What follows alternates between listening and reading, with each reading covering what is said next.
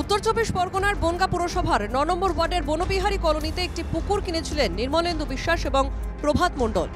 বনগাঁ পুরসভার কর্মী নির্মলেন্দু হঠাৎই সেই পুকুর ভরাট করতে শুরু করেন বলে অভিযোগ।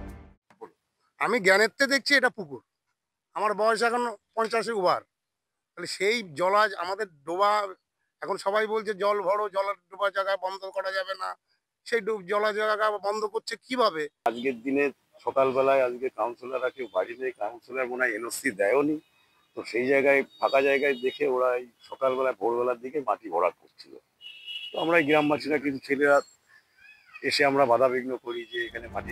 ৯ নম্বর ওয়ার্ডের কাউন্সিলর মেনে নিয়েছেন পুরসভার অনুমতি ছাড়াই পুকুর ভরাট হচ্ছিল।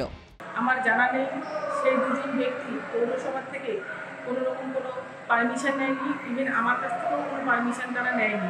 আর আমার ৯ নম্বর ওয়ার্ডটা টোটালটা জলমগ্ন হয়ে থাকে বর্ষাকালে। এই অবস্থায় যদি একটা পুকুর ভরাট করে তাহলে আরও সমস্যার সম্মুখীন। যদিও পুকুর মালিকের দাবি বিএলআরও অনুমতি নিয়েই তিনি পুকুর ভরাট করছিলেন। লাগে বা কিছু লাগে নেওয়া হয়েছে না, বিএলআরওর অনুমতি, তারপরে আর কি কি সব লাগে, ট্যাক্সের কাগজগুলো মোটামুটি